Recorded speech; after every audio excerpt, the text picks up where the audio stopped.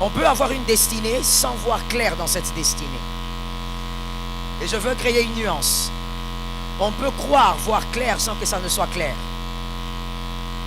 On peut se tromper face à la clarté à cause de la connaissance qu'on a. Donc, celui qui a écrit, a bien écrit, que la clarté d'une destinée dépend de la connaissance qu'on a de sa propre destinée. Lorsqu'on a une bonne connaissance de sa propre destinée, cela permet aussi que la clarté de la vision soit sûre. Des fois, tu penses savoir ce que Dieu attend de toi dans ta destinée, alors que tu vois totalement flou. Ce n'est pas ce que Dieu attend de toi.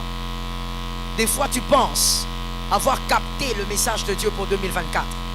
Ça peut bien être très flou. Mais ta connaissance fait à ce que tu penses voir clair. Ma prière ce soir, parmi mes prières, je prie que tu ne te trompes jamais dans la voyance de ta destinée. Ça tombe sur quelqu'un. Ma prière est que tu ne te trompes pas dans la voyance de ta destinée. Que tu sois sûr de voir et que Dieu dise aussi que tu vois. Plusieurs se sont trompés. Voilà pourquoi il y a des divorces aujourd'hui. Plusieurs se sont trompés. Voilà pourquoi il y a des mariages mais très malheureux. Plusieurs se sont trompés. Voilà pourquoi il y a des hommes qui ont été licenciés 40 fois, 50 fois. Plusieurs se sont trompés. Voilà pourquoi il y a des gens qui ont entrepris des activités qui ont échoué, qui ont raté, qui ont chaviré. Plusieurs se sont trompés. Pourquoi? Parce qu'on a cru bien voir alors qu'on ne voyait pas. Il faudrait que tu sois non seulement sûr, mais que ta connaissance t'aide et te rassure que dans ta destinée, tu vois clair. Dis à un voisin, fais un effort pour ne pas te tromper sur ta personne. Dis à un autre voisin encore. Parmi les plus grands malheurs sur la terre, il y a le fait de se tromper sur sa propre personne. Être ce que... Vouloir être ce qu'on n'est pas, ça c'est un drame. Mais c'est une calamité que de croire être ce qu'on n'est pas. Ça c'est une calamité. Tu crois être, mais c'est que tu n'es pas en réalité. Et pourquoi on croit être ce qu'on n'est pas? Mais justement parce qu'on se trompe dans la vision de sa destinée. On a une mauvaise clarté. Ce qu'on pense être n'est pas ce qu'on est. Que Jésus te délivre de cela. Comme il a délivré cet aveugle-né dans les Écritures. Pour voir clair dans sa destinée, il y a plusieurs manières, il y a plusieurs façons, il y a plusieurs stratégies, il y a plusieurs indices, il y a plusieurs signes qui pourraient vous aider. Ici, aujourd'hui, je ne veux parler que de deux. Pour avoir une vision claire, il faut d'abord avoir ceci. Premièrement, il faut être capable, je dis bien être capable, d'avancer avec Dieu là où vous ne comprenez rien. Il faut être capable d'avancer avec Dieu là où vous ne comprenez rien. Le psaume 23, 1 à 3. Le psaume 23, 1 à 3. Si vous voulez voir clair, comme Dieu voit votre destinée, commencez par ce premier point. Et vérifiez pendant que vous êtes en train d'écrire si c'est ce que vous faites dans votre vie. La Bible dans Jean 9, 7 dit que Jésus l'envoya et il vit clair. Mais avant cela, Jésus d'abord prend la boue, il met dans les yeux de cet homme. Je l'avais déjà expliqué, j'avais expliqué les mystères de la boue, j'avais expliqué ce rituel dans la culture juive, je ne veux pas y revenir.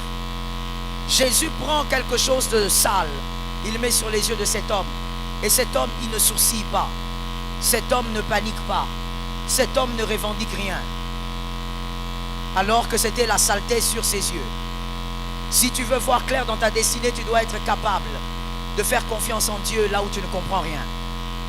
Tu avances avec lui, lui comprend et toi tu ne comprends pas. Et pendant que lui comprend, tu ne fais pas d'effort pour comprendre, tu avances avec lui comme ça. Si tu n'es pas capable au niveau de ton cerveau de placer et de fixer les choses de cette manière, Dans ta destinée, tu croiras voir alors que tu ne vois rien. Tu vas échouer là où les hommes plus simples que toi n'échouent pas. Tu seras renversé par les hommes qui en réalité sont plus faibles que toi. Parce que tu as été incapable de faire confiance en Dieu, c'est-à-dire, je ne comprends pas, mais j'avance parce que Dieu avance avec moi. Le psaume 23, 1 à 3. L'Éternel est mon berger. Je ne manquerai de rien. Pourquoi je ne manquerai de rien? La suite. Il me fait... Donc, j'arrive dans les verts pâturages, mais qui m'amène là-bas? C'est lui. Il me fait reposer. Il m'amène près des eaux paisibles. Je vais près des eaux paisibles, mais qui m'emmène là-bas? Je ne décide pas d'aller. Je ne décide pas là où se trouvent les eaux paisibles. C'est lui qui m'emmène. Il me conduit dans les sentiers de la justice. C'est toujours lui qui conduit. C'est-à-dire que je dois être capable de faire confiance même si je ne comprends pas. Capable de croire que celui qui me conduit, il m'amène vers la justice. Même lorsque le début semble injuste. Parce que c'est lui qui conduit. Tu ne peux pas voir clair dans ta destinée si tu veux tout contrôler. Virgule, si tu veux tout comprendre. Ce n'est pas possible. Tu ne verras pas clair. Tu échoueras plusieurs fois. Tout le monde échoue. Mais toi, tu échoueras même là où tu ne devrais pas. Pourquoi? Parce que tu veux tout comprendre. Tu veux tout faire par ta compréhension. Si tu n'as pas compris, tu ne fais pas le premier pas. Alors que David a dit, il me conduit. Je ne me conduis pas. Il me dirige.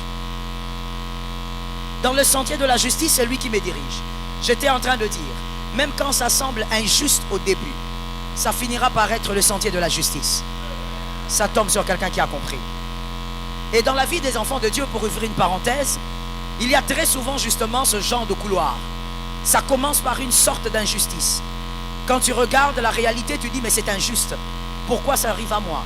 Pourquoi ça s'est passé comme ça? S'il y a quelqu'un qui devait vivre ça, c'est pas moi. Ça commence par une injustice. Mais il faut te laisser conduire et ne pas vouloir diriger les choses par toi-même. Lorsque les choses commencent par une injustice, si tu veux placer ta justice, tu te perds. Dis ça à ton frère. Je n'entends pas. Je demandais que tu dises à ton frère. On a parlé de l'obéissance ici. Le problème, c'est que tu n'as pas suivi. Tu es distrait. Ne sois pas distrait. Suis l'enseignement. Lorsque les choses ont commencé par une injustice, que toi, tu te sens tellement mal, parce que tout le monde se sent mal dans l'injustice, et que toi, tu veux placer ta justice, tu finiras par te perdre. Même lorsque ça commence injustement, laisse Dieu te conduire dans les sentiers de la justice. Non, mais quand est-ce qu'il va me rendre justice? Ça fait 20 ans. Laisse Dieu faire. Ça peut faire 30 ans, mais ça finira par être le sentier de la justice. Est-ce que quelqu'un m'entend? Nous allons chuter vers un autre verset qui explique ce que je suis en train de dire. Et je veux dire ceci. Ton cœur n'est pas le cœur de Dieu. C'est important que tu saches ça. Et avant d'écrire, je veux que tu me regardes très bien. Ne me fais pas semblant d'écrire, il faut m'écouter. Ton cœur n'est pas le cœur de Dieu. Et en parlant de ton cœur qui n'est pas le cœur de Dieu, je n'ai pas préparé ça, j'ai ça dans ma tête, mais je ne n'ai pas donné ça aujourd'hui. Sinon, je veux prendre mon temps.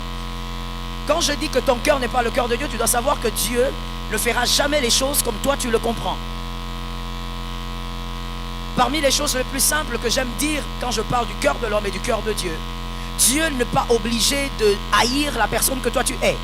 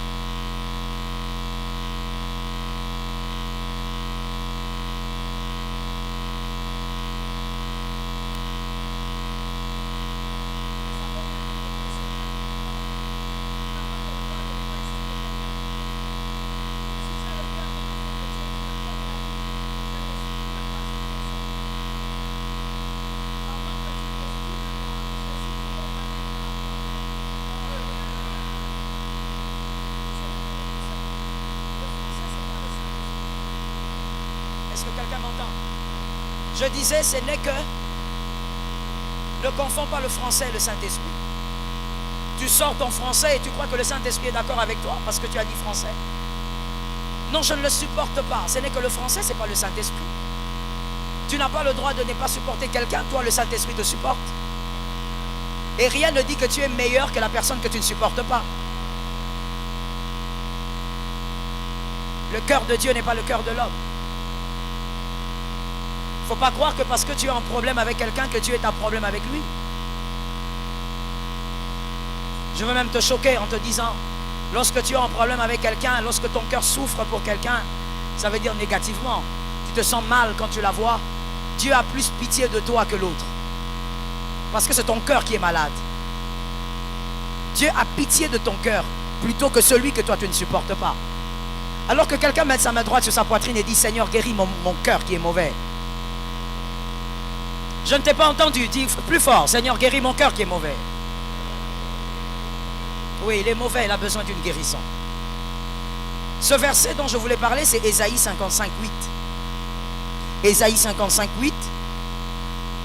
Là, la parole de Dieu nous montre clairement que nos cœurs ne sont pas les cœurs de Dieu. Dieu ne fonctionnera jamais comme nous. Alors, c'est inutile de vouloir tout comprendre dans son parcours. Tu ne verras jamais clair. Il y a des moments où Dieu t'explique. Il y a des moments où il ne t'explique pas, il dit marche. Et tu dois marcher. Le Seigneur déclare, vos pensées ne sont pas mes pensées. Mes façons de faire ne sont pas... Voilà. On va reprendre, on va tous lire cette écriture parce que la parole, elle guérit. Que cette parole nous guérisse. 1, 2, 3.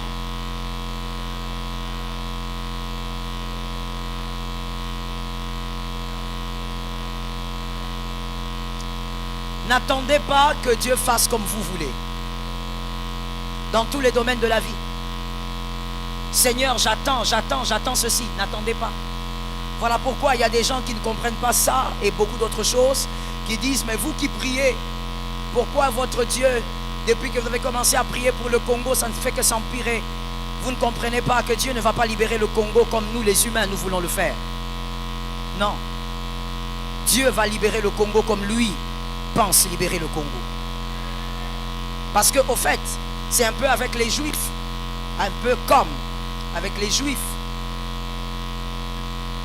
Il faudrait que ça soit seul Dieu qui fasse ça. Personne ne croyait que Hitler serait sans force un jour. C'était un rêve fou, une folie que de croire que Hitler serait sans force. Mais aujourd'hui, il est 6 pieds sous terre. Ça veut dire, quand Dieu veut faire les choses, vous avez des désirs, mais ne pensez pas qu'il fera comme vous le voulez. Dans la manière de faire, il doit rester Dieu. Et je veux te dire quelque chose qui va peut-être t'aider. Dans notre cerveau, très petit cerveau, nous sommes dans l'incapacité de contenir la manière de faire de Dieu. Même s'il voulait nous l'expliquer tous les jours, on ne va pas le saisir. Nous avons des cerveaux beaucoup trop limités pour comprendre la manière de faire de Dieu. Celui qui veut voir clair dans sa destinée commence d'abord par se laisser diriger par Dieu. Sans comprendre, j'avance. Je ne comprends pas aujourd'hui, mais Seigneur, je sais que je comprendrai demain. Et même si je ne comprends pas, c'est en ça que tu es Dieu.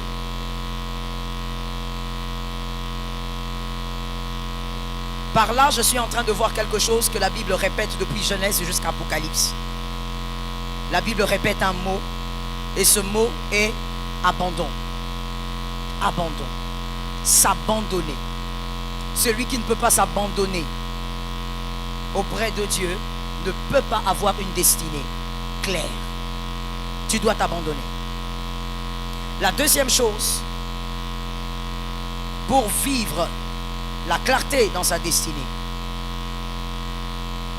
croire que vous avez été atteint, croire que vous avez été atteint parce que vous êtes le dernier de la génération à l'être. Croire que vous avez été atteint parce que vous êtes le dernier de la génération à l'être. De quoi je parle? Je parle justement de certains problèmes qui dépassent l'homme, qui nous dépassent, qui dépassent l'entendement, qu'on n'arrive pas à gérer, qu'on n'arrive pas à maîtriser. Lorsque ça arrive, pour que vous ne puissiez pas mal juger Dieu, mal juger les événements, vous devez savoir, comprendre que vous avez été atteint parce que vous êtes le dernier de la génération à vivre cela. Face à chaque situation, remettez-moi le psaume 23 s'il vous plaît. Face à chaque situation qui vous dépasse, il faudrait vous ressasser ceci. Je suis le dernier de la génération à vivre ça. Que Dieu te bénisse. Tu ne dois pas mal juger les choses, sinon tu vas voir flou dans ton parcours.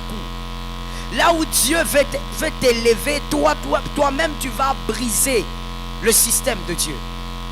Là où Dieu veut te bénir, toi-même tu vas amputer le miracle de Dieu.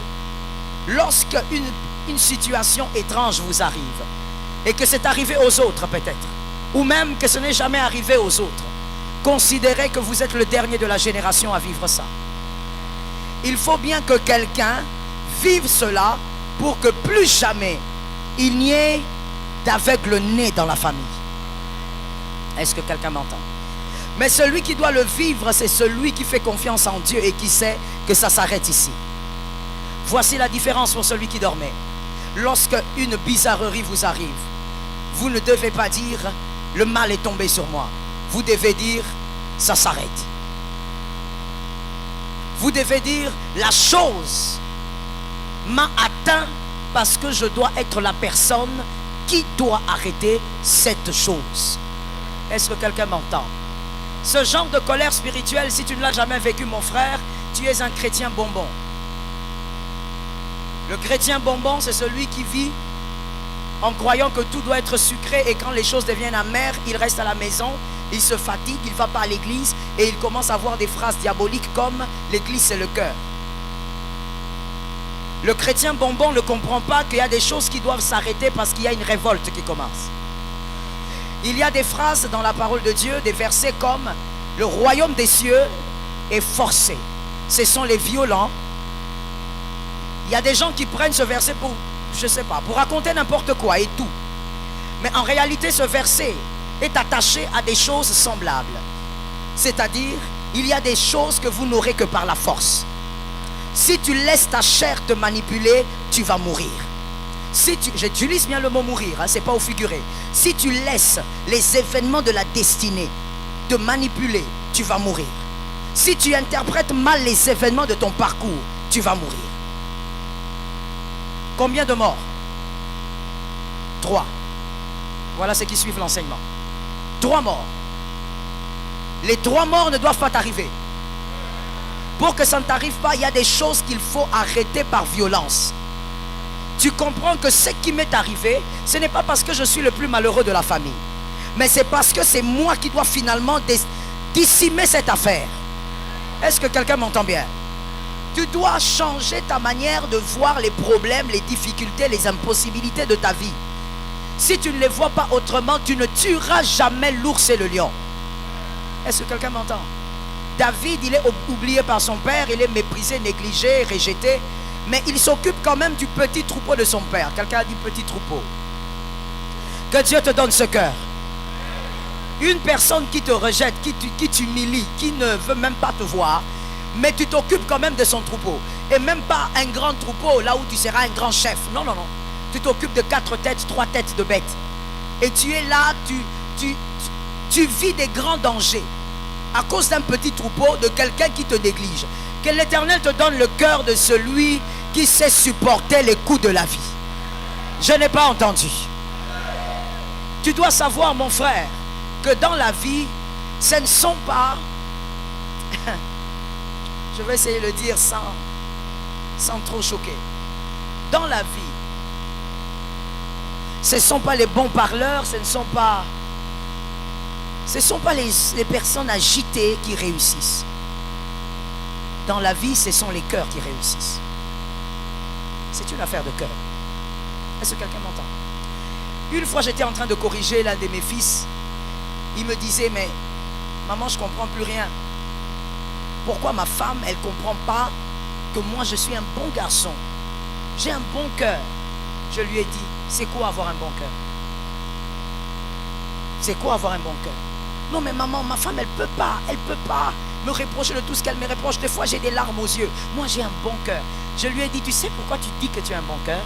Parce que tout en grandissant, les gens t'ont dit que tu avais un bon cœur. Mais le bon cœur, c'est quoi? Le bon cœur, c'est pas le fait de sourire aux gens tout le temps. Le bon cœur, c'est même pas le fait de pardonner facilement.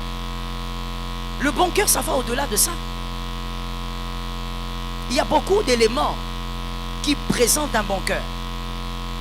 Moi, je lui ai dit, ton problème avec toi, c'est que tu t'es piégé dans une prison que les hommes t'ont mis depuis ton enfance. On t'a répété que tu avais un bon cœur, alors tu t'es contenté du cœur que tu avais, au lieu de travailler le cœur. Le cœur se travaille. Je ferme la parenthèse. Il faut que tu sois capable de croire que le mal qui t'arrive, c'est pour que toi tu l'étermines et non que tu le transfères. Est-ce que quelqu'un ce soir m'a entendu? Je veux que tu dises à 3 personnes, tu ne dois pas transférer le mal qui t'atteint.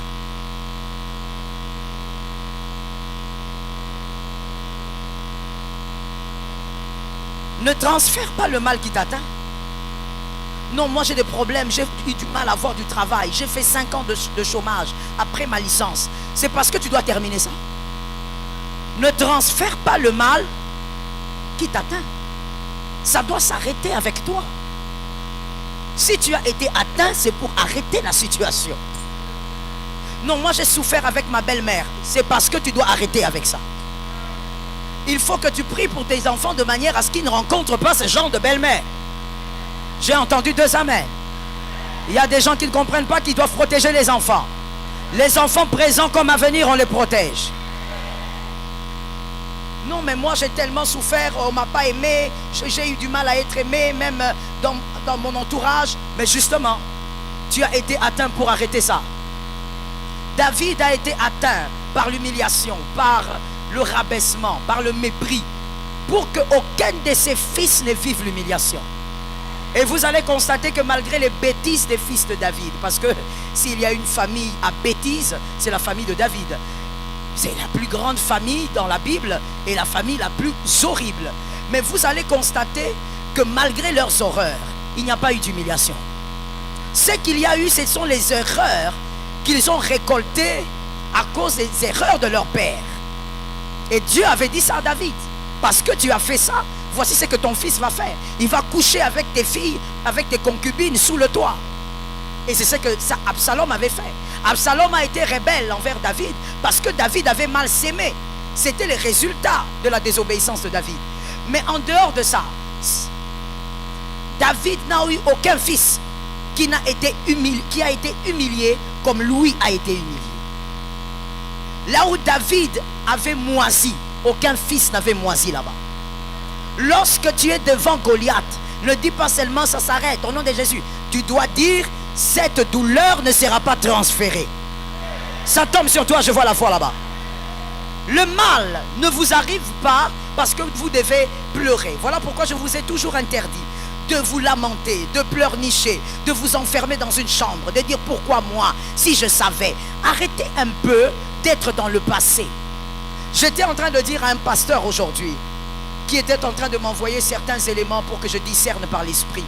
Je lui disais ceci à la conclusion de mon discernement. Je lui disais, arrête de vivre dans les souvenirs. Vis selon la réalité qu'il y a devant tes yeux. Je lui ai dit la plupart des problèmes que tu as eu, même tout ce que tu m'envoies là comme message, le problème que tu as eu, c'est parce que tu vis dans les souvenirs. Écoutez-moi s'il vous plaît, c'est peut-être choquant, mais j'ai l'intention de vous choquer. On ne vit pas dans les souvenirs parce que les hommes ne sont pas forcément les hommes que vous avez connus. Non. Non, Sem, en tout cas, Sem, je l'aime beaucoup parce que ce qu'il m'avait fait, Sem, en tout cas, est-ce que je vais trouver encore un homme comme Sem? Ça fait 10 ans que tu t'es séparé de Sem, c'est peut-être plus la même personne. On ne vit pas dans les souvenirs parce que toutes ces personnes ne sont pas forcément restées comme dans vos souvenirs. Sortez de vos souvenirs et vivez dans votre réalité. Vivez face à ce que vous voyez et vous comprenez aujourd'hui. Que quelqu'un dise avec moi, je refuse la prison des souvenirs.